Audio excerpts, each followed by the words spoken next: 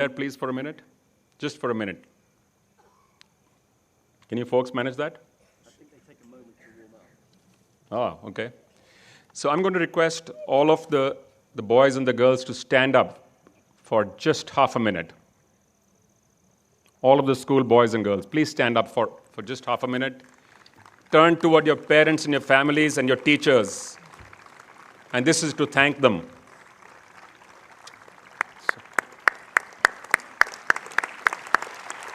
Thank you.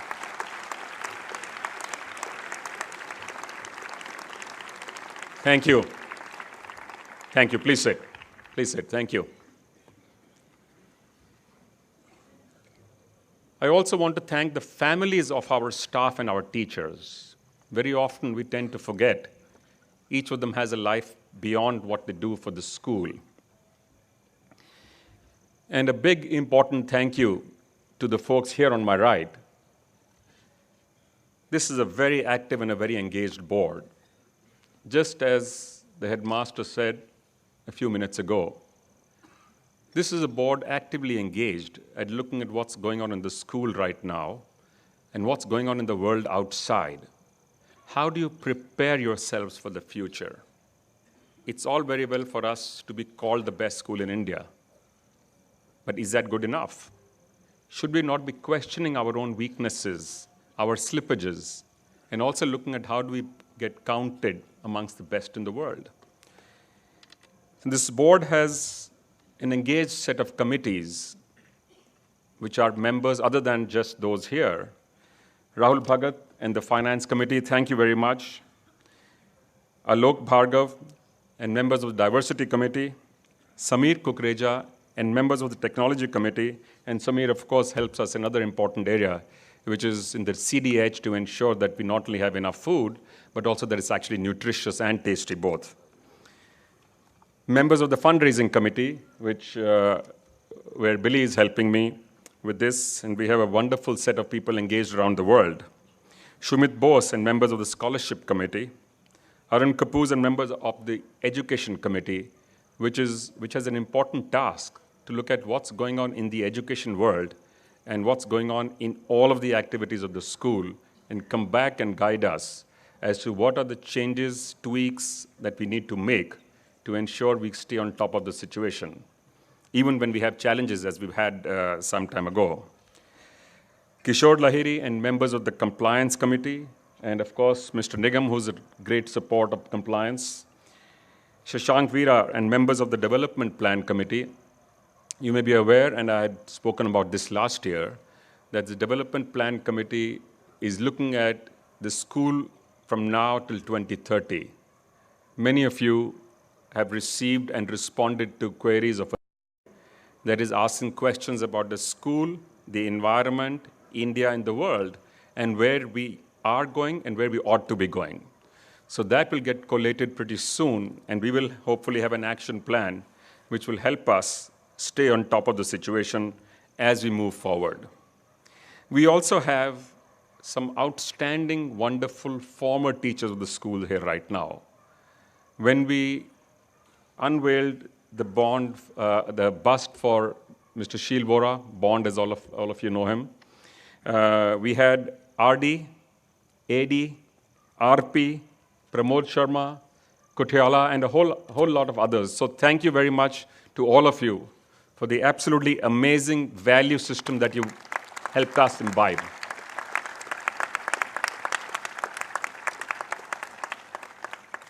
I hope I've covered all the committees. We do not, by the way, have a troubleshooting committee, because trouble has a habit of shooting back at you. So we're just a little bit careful with that. So we had Sumanjit retired from the board this year, and two of the roles he was playing are now played by two different people. Valentina, as you heard, has just joined the board. So welcome, Valentina. And Gauri Suman Khanna has taken on chairmanship of the CDC. This is the committee which looks after the infrastructure in the school. So Valentina, incidentally, is a trend setter. Matthew, you stole my lines. I was actually going to tell everybody how we've been brave and been brought in the first DOSCO girl on the board, because I think they need representation as well. So thank you, Valentina, for accepting this request. I also want to thank Ruchi Rastogi for her input. She was the board member as a parent of a boy who was in school. I also want to thank Rahul Kohli, the president of the DSOBS. Thank you, Rahul. And Tarun Soni, the vice president of the DSOBS. Rahul is not just maintaining the rapport and the culture that Bull had built, but he's built on this and strengthened the relationship between the Old Boys Society and the school and the IPSS. So thank you for the wonderful initiatives that are ongoing, Rahul. We truly appreciate this. It was an absolute delight to go around the campus yesterday and today. I can truly say the campus had never, ever looked better. So thank you to all of you who are here and who actually help us keep this place in shape. We have, of course, those who are 50, 60, 70, some even 80 years old, but appear to be 18 at heart, who come in back every year to celebrate. In 1973, the year I was passing out of school, Vijay Amritraj beat Jimmy Connors, as a young 20-year-old and set a record. And by the way, he did it over and over again, 4 times, I believe. And he also beat Rod Laver, of course. And he went on. He went on to get ranked number 16th in the world. No Indian has ever done that since. So it's not just a one time, but he holds the record still. I was, of course, going to talk about his amazing skill at driving a 3-wheeler rickshaw. But again, Matthew stole my lines. So Vijay symbolizes character and capability. And he's been around. Vijay, thank you for spending the 2 days here. He's been around, spoken to the masters, teachers, faculty, the boys, and also some of the visitors. He's played tennis with us. It's been an absolute delight to have you on this campus, Vijay. And as we at the school set ourselves the goal of being counted amongst the best, we need to look no further for inspiration, but a lesson in resolve, hard work, and aspiration. You are a true symbol of this, Vijay. Last year, I spoke about the character of the school and why it is important to preserve the uniqueness of what our boys bring to the table when they graduate from the school and they go on into life to address life in different areas with chosen walks of life, universities, and then professions. The world today has turned volatile, complex, and in many ways ambiguous. In this world, life skills of survival, adjustment, adaptability are essential qualities. Excessive focus, it's been said, on academic prowess, as is happening across the country, sometimes leads to inadequate attention to other life skills. It is, however, important to strike the right balance. This is where we are different. In the Rose Bowl here, in the many classrooms, the playgrounds, and the houses around this campus, minds are not just empty vessels to be filled. They are little fires to be ignited. And as Matthew told us, we have emergency exits in case there is too much fire anytime. So traits such as democracy, internationalism, adventure, environmentalism, leadership, and service orientation are attributes which get inculcated here at a young age. Of course, this experience is the one which ensures that we keep coming back again and again and again. There is some magic to what goes on here. It's like a magnet for many of us who left here decades ago. I have a special message for parents. First, a big thank you for sending your children in your wards and trusting us with them. We truly appreciate and value your trust. This is a 24/7 environment of education, of life skills. We do appreciate your suggestions, your ideas which come to us. But sometimes excessive focus on requests of meetings, outings, sick leaves, weddings, etc., does get a bit much for the school. Please allow the school to do what it does best. Work with your children. Allow them to be active, engaged, ongoing participants of what's going on here. This is a mission. It is not only a school. It is a true life character building mission. Do give us that opportunity to play the role well. I spoke a little bit about the balance in education. It's well acknowledged worldwide that the best leaders in the world never ever had a unitary focus. And very rarely, by the way, they were toppers in schools and universities. Not that they never were, but very rarely. We had a lot of serious conversation over the last some months about academic results, about the kind and the number of boards that we run in school. Both in the board, the education committee, which met more than 5 times this year, a series of initiatives have been launched to ensure that the school is well balanced on multiple pillars, but the understanding that academics is the most important pillar is something we cannot lose sight of. So we've done a series of things which we hope will have a salutary impact on the concerns that was raised. First, we are reducing the involvement of the board exam batches in the extracurricular activities after founders to give them an opportunity and create space for them to spend more time with academics, whether it's revisions or it's new stuff, whatever they do, they need to get that extra attention. We are introducing more rigor by ensuring the boys meet internal submission deadlines, and more assessments have been introduced in the calendar. Parents would have seen the calendar this year has been modified to accommodate all of these. Some of these have started, and some will start when the time comes by, because some of them are in January and a little bit later. We're also trying to ensure that there is minimal variation between the predicted and final grades, because this is one of the issues which has concerned us. This is important both for the boys and for the school's reputation, keeping in mind the credibility that this school holds. We cannot allow that to slip in any manner whatsoever. Fourth, our current IGCSE batch of 2020, the school had allowed them to drop 2 subjects based on their mid-year trials performance, which means they can now appear for 8 instead of 10 subjects, giving them the ability to score better. Finally, a winter camp.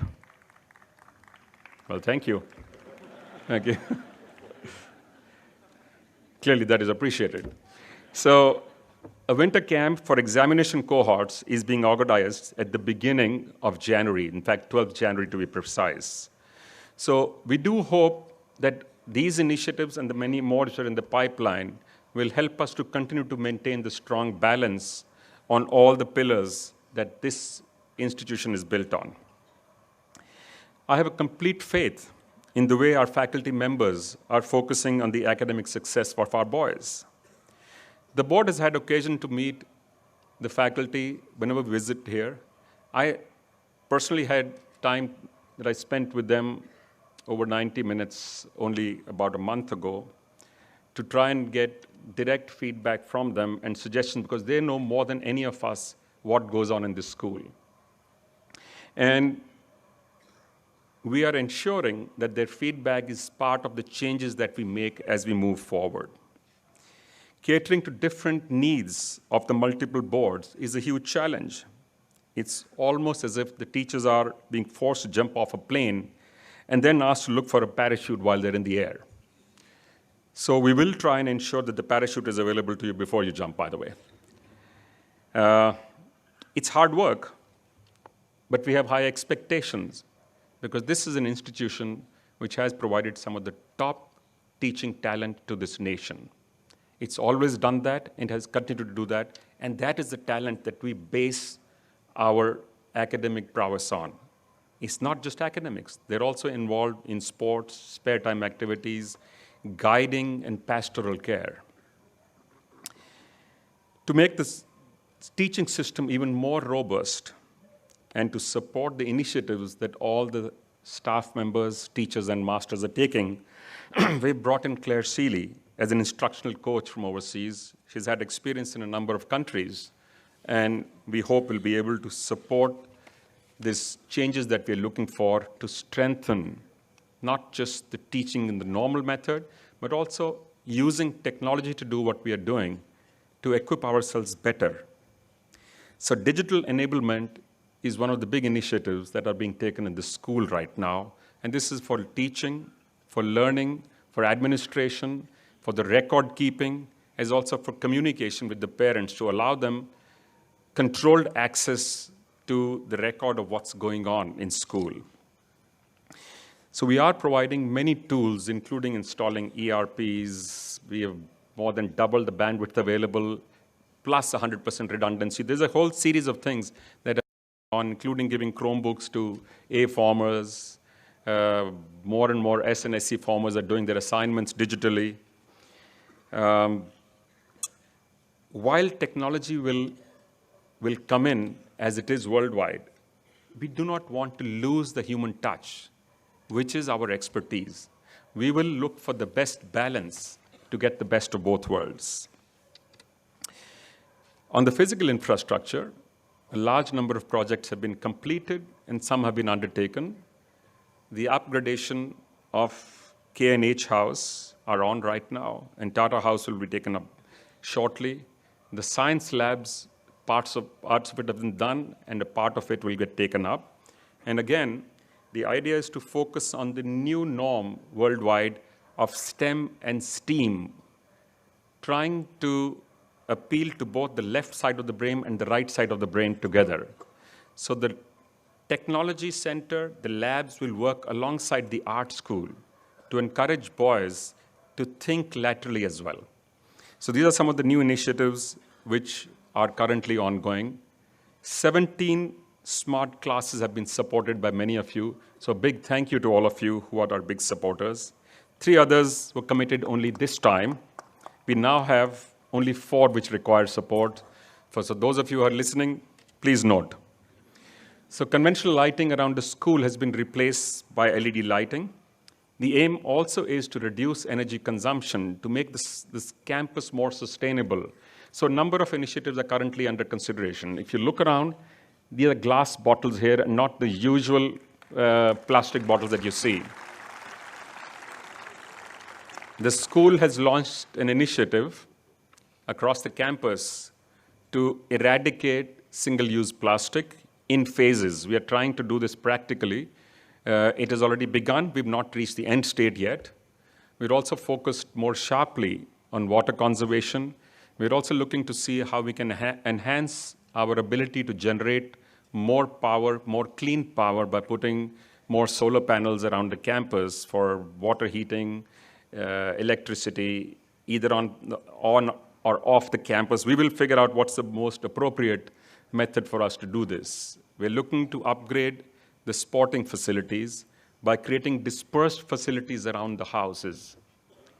Additional open gyms, futsal facilities to allow the boys at whatever time is available to them in 2s, 5s, 8s, 10s, or 12s to be able to play cricket, hockey, football, literally around the houses itself. There are a number of such initiatives ongoing, which we hope will make the campus even better than it is today. We're also looking at the literal environmental concern that many of us have had for a while. This, as all of you are aware, used to be the campus for the Forest Research Institute. So the diversity that we have of trees, plants, birds, and the wildlife is absolutely amazing. We have lost some of it because there's an urban sprawl around us, which has impacted all towns and cities. So we've launched a project with Titli, and I think Rahul was the one who instigated that. I want to thank Arun Khanna for encouraging this project to plant indigenous plants around the campus, hedges, plants, and trees, to bring back some of the butterflies and the insects that we did have earlier on campus.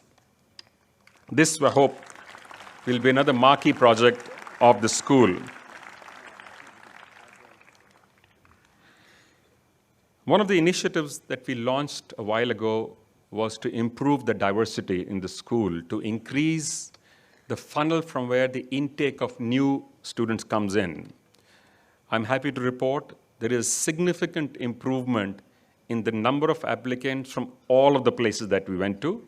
At different places, there is an increase from 16 to 30% of the applicants from those places.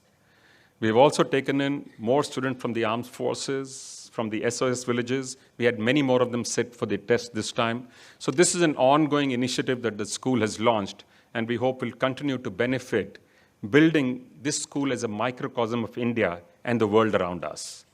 We've also now got students from more than 26 states in India, and we have 34 NRIs. Is that the correct number, Matthew? So 34 boys whose parents are non-resident Indians. So thank you again to parents for encouraging such a diverse group here, because that is what we want. The experience, the learning experience that the students have is not just in the classroom. It's not just from the teachers. It's also from the cohort around you, because that is in some ways the most amazing experience, to learn to live with people, to deal with adversity, to deal with diversity. And this is the true training for life that we hope we will help people with as they move on with their lives from here. We also want to focus on a couple of other things, a little bit more about thoughtfulness, a little bit more ability to figure out if you can align your mind, body, spirit, and soul. I don't mean we want to turn this into a gurukul, but there is a lot to be said for the ability to think calmly about yourself and those around you, to strengthen yourselves. We've also looked at the ability of boys and the girls to learn. It's a well-established fact that in every society, 10 to 20% individuals have learning challenges and disabilities, but most times they're not recognized. So we've set up both, one has been set up, one is being set up, a reading and a writing lab to encourage boys to express themselves better, to improve and sharpen their skills and ability to learn. And we are hoping, moving forward, we will actively set up a special needs education department to be able to bring in boys who have special learning needs. We're also taking on a project to build the capability of the school to handle physically challenged individuals. So the school will take on a wheelchair path across the entire campus and access to every building on the campus.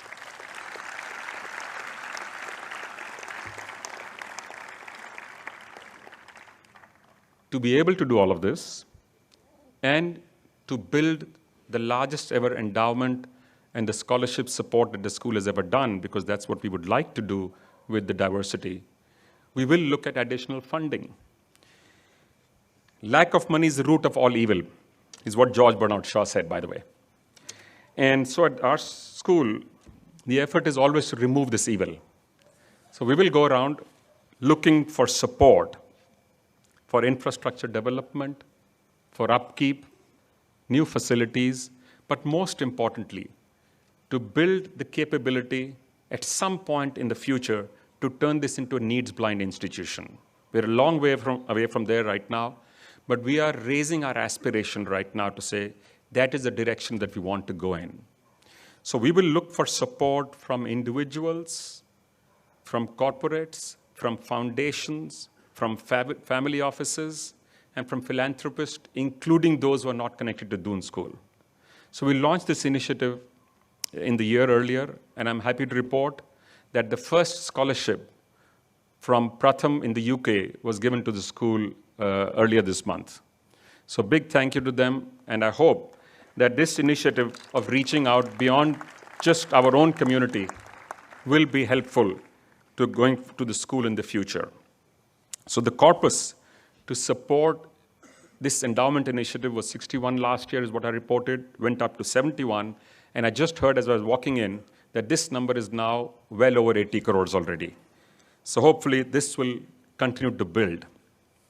And I also want to thank the development plan, which is being guided by Deloitte, and an active set of members of our board and others from the IPSS, and we're also borrowing experts from other than the IPSS itself, We do hope this will set a strong foundation for the school over the coming decades to allow us not just to say that we continue to be the best school in this country, but to stand proud and say we can be measured against the best in the world and we'll stack up well. It is said that while life can only be understood backwards, it can only be lived forward. We are part of an incredible heritage and we share a great legacy. Yet the only way of strengthening our rich history is to move forward. Thank you very much.